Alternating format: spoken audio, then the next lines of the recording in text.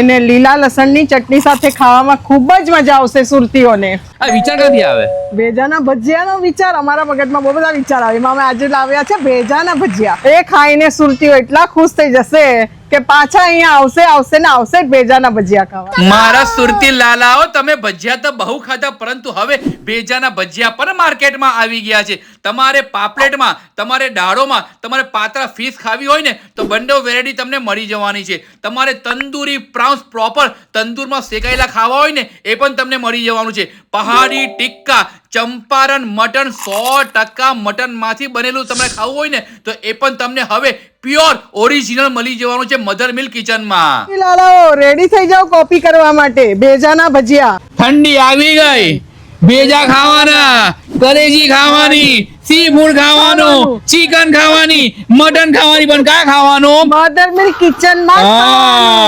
હવે રાના જો ફટાફટ આ સિયાઈ કકડતી ઠંડીમાં તમે આવી જજો ભેજાના ભજીયા ખાવા માટે મધર મિલ્ક કિચનમાં. કોન્ટેક્ટ નંબર તમે ડિસ્પ્લે પર દેખાઈ રહ્યો છે તો કોન્ટેક્ટ કરી તમે લાઈવ લોકેશન પણ મંગાવી શકો છો.